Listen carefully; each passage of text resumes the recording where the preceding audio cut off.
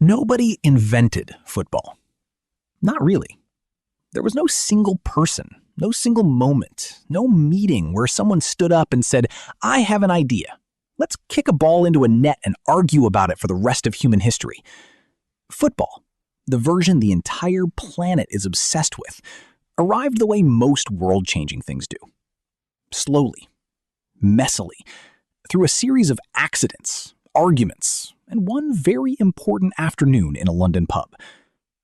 But the story starts much earlier than that. For thousands of years, humans have been kicking things, not out of strategy or sport, but out of something more basic.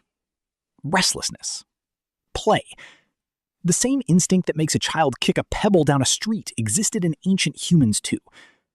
Archaeological evidence shows that around 200 BCE, during the Han Dynasty in China, soldiers played a game called Cuju, which translates roughly to kick the ball.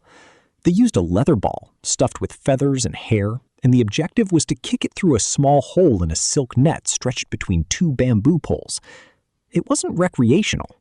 It was military training, a way to keep soldiers fit, sharp, and competitive during downtime. Cuju spread. It became popular among the Chinese nobility, was played by women and children, and eventually made its way into official court entertainment. Some historians consider it the earliest recorded form of football in human history, and FIFA officially recognizes it as such. But China wasn't alone. Ancient Greece had a similar game called episkiros. Ancient Rome played something called Harpastum, a brutal, chaotic game with few rules, involving a small, hard ball and what appeared to be organized violence thinly disguised as sport. Japanese culture developed Kemari around 600 CE, a cooperative kicking game where players formed a circle and tried to keep a ball in the air without letting it touch the ground. No winners, no losers, just the ball. All of these games shared something important: a ball, feet, and humans who couldn't stop playing. But none of them became football. The direct ancestor of modern football grew out of medieval Europe, and it looked almost nothing like the game played today. Medieval folk football, played across England, France, and much of Western Europe, was less a sport and more a controlled riot. 2 villages, 1 ball. The goal: get the ball to a specific landmark in the opposing village. No limit on players, no real rules, no referee. Entire communities poured into streets, fields, and rivers. Games could last all day. Injuries were common. Deaths occasionally happened. Medieval authorities hated it. English kings banned folk football repeatedly. Edward II in 1314, Edward III in 1349, Richard II in 1388, partly because it caused disorder, partly because it distracted men from practicing archery, which was considerably more useful in actual warfare. The bans were almost completely ignored. For centuries, football survived because ordinary people refused to stop playing it. Then came the 1800s, and school. As football moved into English boarding schools in the early 19th century, something important happened. Each school started developing its own version of the game, with its own rules. Eton played one way, rugby played another. Harrow played something else entirely. When students from different schools tried to play against each other, chaos erupted immediately because nobody agreed on the most basic questions. Could you use your hands? Could you tackle? How big was the goal?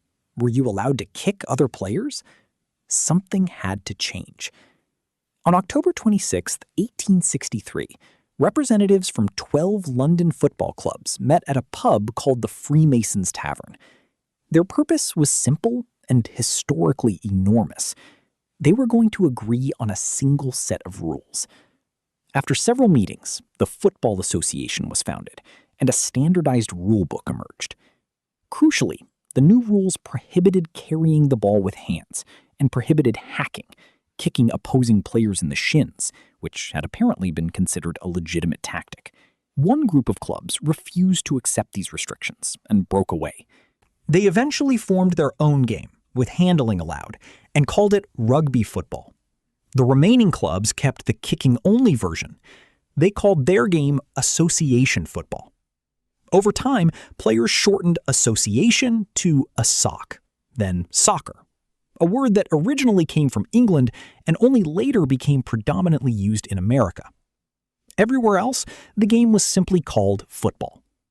And from that pub meeting in London, it spread with extraordinary speed.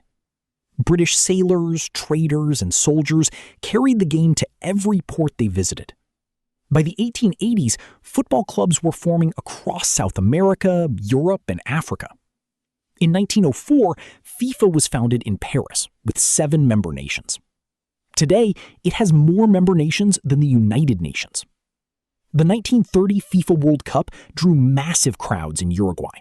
The 1950 World Cup final in Brazil was watched by nearly 200,000 people inside the Maracana Stadium, still the largest attendance ever recorded for a football match. Today, an estimated 3.5 billion people watch football. It is played in virtually every country on Earth. In villages with no electricity and no running water, children are still kicking makeshift balls through improvised goals. The same instinct that drove Han Dynasty soldiers to kick a feathered ball through a silk net. The same stubbornness that made medieval villagers ignore royal bans. The same argument about rules that split a pub meeting in London into 2 different sports. All of it traces back to something that was never planned. Just humans, a ball, and the persistent, irresistible, apparently unstoppable urge to kick it.